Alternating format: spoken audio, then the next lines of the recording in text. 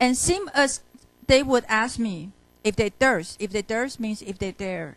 How such a glance came there? And so not the first are you to turn and ask us. So here, basically, the Duke is trying to explain why there is such an earnest glance presented on the painting. You know, who does the Duchess look at to be so earnest, to be so maybe loving in her glance? Okay, so let's get back to since none puts by the curtain I have drawn for you but I. Again, double negative. Okay, so never but, none but. It suggests that this Duke is very sophisticated. You know, it's not very straightforward in his own ways of reasoning. Okay, on the one hand, he has to acknowledge the fact that everybody can see the passion on the picture, and then wonder for whom the passion grows. Okay, so that's one question. But at the same time, he said that he has to assert his own power to argue that, you know, only I can put by the curtain, pull the curtain to show the picture to you. So I still possess the Duchess. I still possess the painting as well as the Duchess. Okay, so there are two ideas flowing, you know, opposite to each other in this sentence. Okay.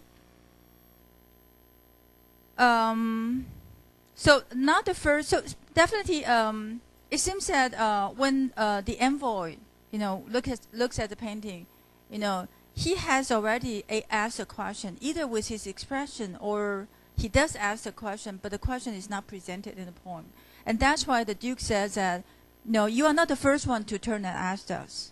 Okay, so it was not her husband's presence only called that spot of joy into the Duchess' cheek. So it's not just me, no, my presence that will call the spot of joy on her cheek. Okay, perhaps Frappendo's chance to say, her mantle lapsed onto over my lady's wrist too much, or pen must never hope to reproduce that faint half blush that dies along her throat. Such stuff was courtesy, she thought, and caused enough for calling up that spot of joy. So here, the Duke is trying to explain why the Duchess looks so amorous or so happy, so attentive, you know, on her painting. So she said that this is not because of my presence, you know. It could be because of something that Frappendorf said, you know, as he's doing the painting. He might be saying her mantle laps over my lady's wrist too much. Oh, 你要把那个袖子拉高一点，袖到显示你的那个很漂亮的一个呢手腕。Okay, so that could be something that the painter suggests, or the painter might say that, oh, I will never be able to produce the rosy cheeks of yours, or the blush, the flush that appears on your throat. Okay, so Frappendo is kind of praising the lady, or maybe even flirting a little bit with the lady. Okay, but then such stuff was courtesy, she thought. Okay, she saw that, oh, it's being polite, and then she this simple politeness can make her very happy. Okay, so far so good, right? Basically, the Duchess, the Duke is trying to explain, you know, why the Duchess looks so loving on the painting, or amorous on the painting. And then he goes on to describe the Duchess here. She had a heart, how shall I say, too soon made glad, too easily impressed. She liked where'er she looked on, and her looks went everywhere. Sir, it was all one. So basically, here it describes how the Duchess is nice to everyone. You know, maybe from the Duke's perspective, you know, the wife liked the painting, the sculpture, or his properties. But then her equal attention to everyone, you know, is offensive to him. Okay, but then here he said it was all one. It was all the same. You know, my favor at her breast, the dropping of the daylight in the west, the bough of cherries, some officious fool broke into the orchard for her. The white mule she rode with round the terrace, all and each would draw from her alike the approving speech.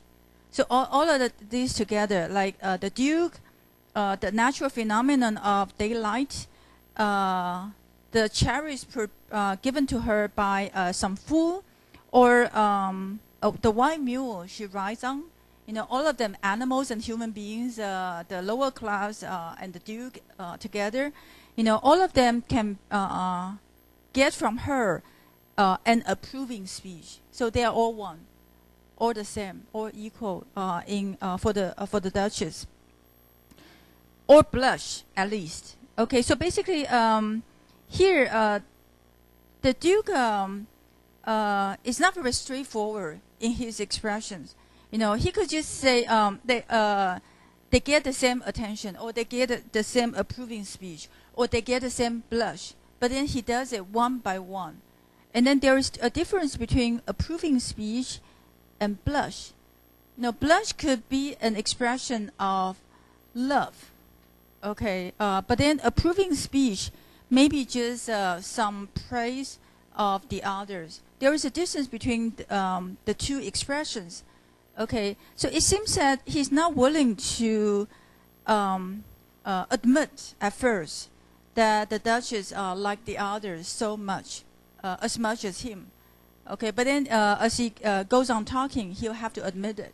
Okay, she thanks man, good, but thanked somehow, I know not how, as if she ranked my gift of 900 years old fame, years old name, with anybody's gift. Okay, this is where he really admit his unhappiness. He is being offended by the Duchess being equal to everyone, equal attention to everyone. So she ranked my gift of 900-year-old name. Being a duke, he has a title which is inherited, you know, as well as property, fame, etc., status.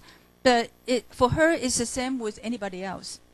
Anybody else's gift, like of cherries or of natural phenomenon, you know, these are all the same.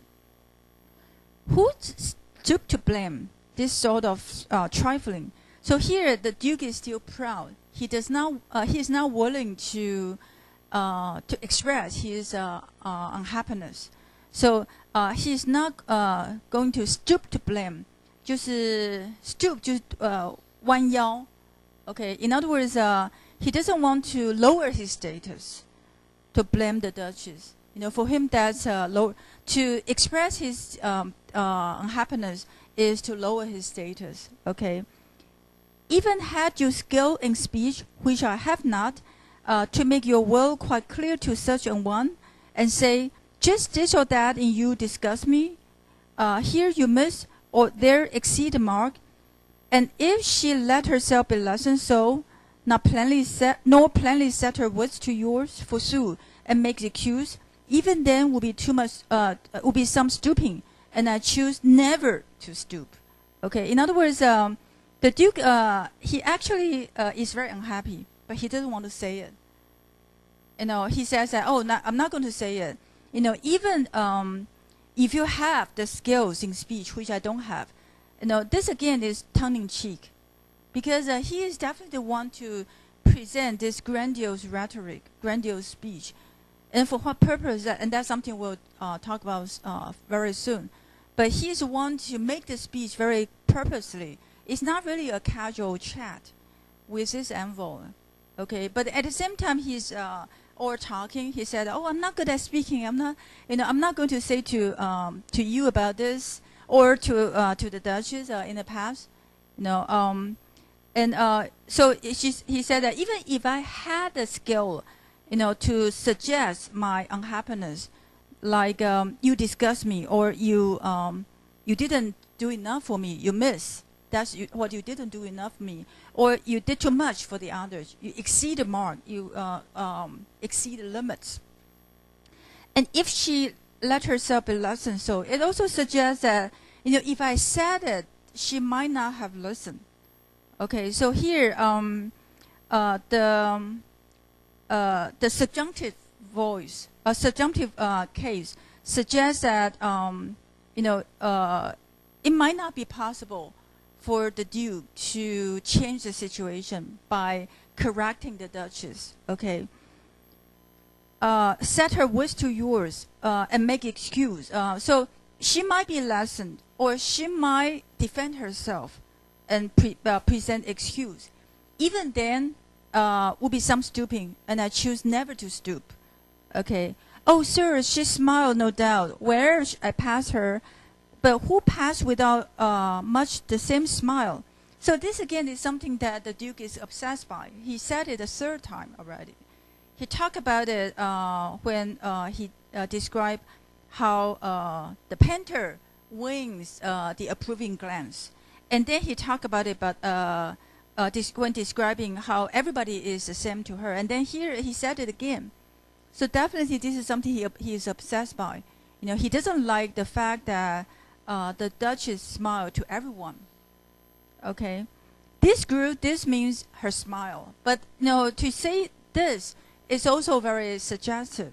You can imagine that, oh, maybe the Duchess is a flirt.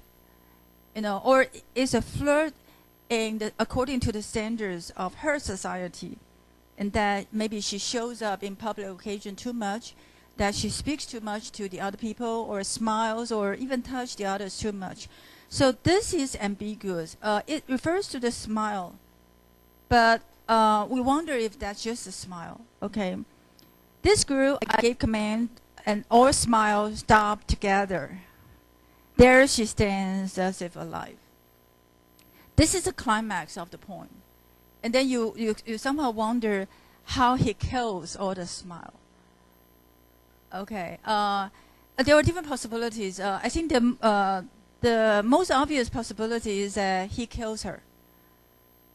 Okay. He kills her so that she's dead, but she's almost alive on the painting. Kills her to stop the smiles. That's one possibility.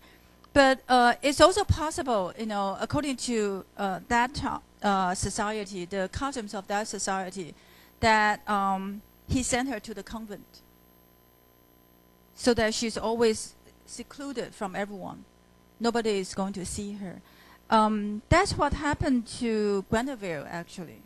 我们上次不是有讲那个 King Arthur 的故事吗？就是讲我们讲说 courtly love 是 the knights falling in love, like Sir Lancelot falling in love with Queen Guinevere. Guinevere is the queen of King Arthur. One version of the story has it that Guinevere goes to the convent to become a nun, so that she's forever separated from human world. Okay, so that's one possibility, but definitely it's done not voluntarily. It's done with the Duke's command. Okay, so that's so there she stands as if alive. This is a repetition of the first line. Okay, but then of course you have to wonder, what kind of possession this is of the Duke's. Does he really possess the Duchess, alive or dead? Okay, maybe neither. Okay, will you please rise? We'll meet the company below. So here, it's all very interesting because you wonder what the envoy thinks at different points. At one point, the Duke seems to suggest that the envoy has some expression of surprise, and that's how he goes on to launch such a large speech about what happened to the Duchess, etc., etc. And then at this point, I gave command, and all smiles stopped together. And then you wonder, whether the envoy is surprised again, but he is silent. So the silence can be interpreted as if, maybe as a kind of awe, 很敬畏, or fear, or that he gets a message of warning. Warning for what? Let's take a look. Will you please rise? We'll meet the company below then. So they go upstairs to look at the Duke's property, and there are other people below. So this is a special occasion that the Duke is taking the envoy for a tour of his properties for some special purposes. Okay? We'll meet the company below then. I repeat, count your master's known munificence is ample warrant that, again, double negative. No just pretense of mine for dowry will be disallowed.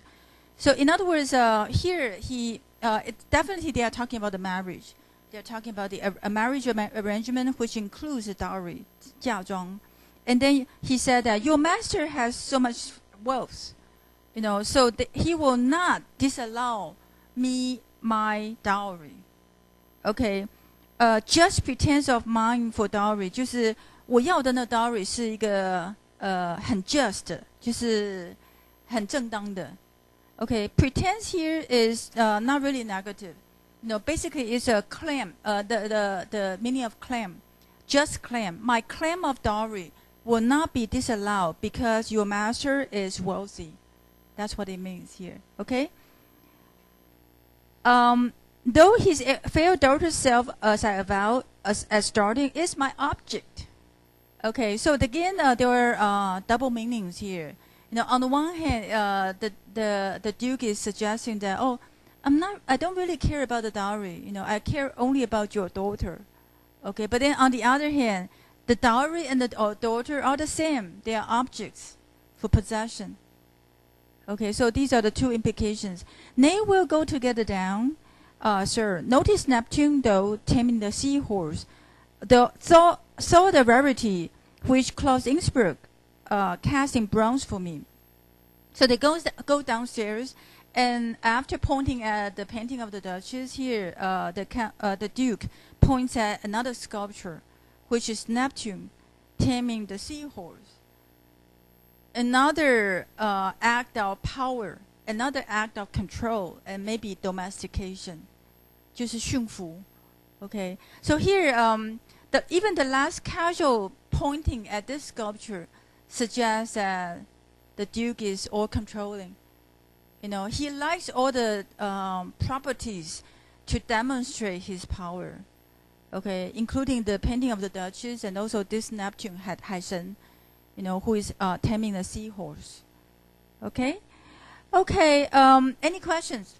I think I have given you some interpretations, but I don't think I need to go into it. Basically, you need to interpret a lot, like what kind of person the Duchess is and why he says all this to the next one, to the envoy, who definitely will send the message back to the master as well as his daughter. So it's obviously a kind of warning to say that, you better be careful. After you're married here, you should be, or well behaved. Otherwise, you'll be another last Duchess. Okay, so I think that could be one possibility. Okay, and then you can also analyze his language to show how indirect his language is, to say one thing and then to suggest another. Okay, and finally, especially with usually when we analyze a dramatic monologue, we talk about the dramatic situation as well as dramatic irony. Okay, there are basically 3 kinds of ironies, which I think I talked about last semester. Verbal irony. 你们今天好乖哦. If you're all talking and all falling asleep, and I said, 你们今天好乖哦, that's a verbal irony, right? Okay. And dramatic irony is the irony of the situation. For instance, you expect one thing to happen, but then the other thing happened, which runs against your expectation, and that's dramatic irony. Irony that happens in the plot. Okay, and sometimes we talk about the irony of life, and that's more like universal irony. Shall I compare thee to a summer's day, or Death Be Not Proud? Can all be poems which point to the irony of life, that life cannot last forever. However much you brag your power, your eternal beauty, still it will be gone, at the moment of death. Okay, so that's the irony of life. So dramatic irony shows how the Duchess can be asserting his power, but then having his power undermined all the way through. For instance, he said one thing, but then means another thing, but then it can come back to him. Like he said that he has no skills in speech, but actually he's both skillful and very unskillful, because he reveals a lot. He reveals a lot about his lack of power in his speech. Although he wants to be powerful, he's actually powerless. He reveals his lack of power in his speech. Okay, so that's one kind of dramatic irony. And finally, As If Alive is the last irony on the Duke, because As If Alive means that she's not alive. Okay, it means that he does not possess her at this point with a painting. And then to read that idea back into the whole poem, we wonder when he'd ever possessed her. Maybe never. Maybe he never possessed her. Okay, so that's the final irony on the Duke himself. Okay, any questions? Robert Browning is another famous poet, matched with a wife who is a famous poet too. Although she was not as famous in her lifetime as Robert Browning, but Elizabeth Barrett Browning is her sonnet from the Portuguese is a group of very famous love sonnets that sometime in the future you want to read. Okay.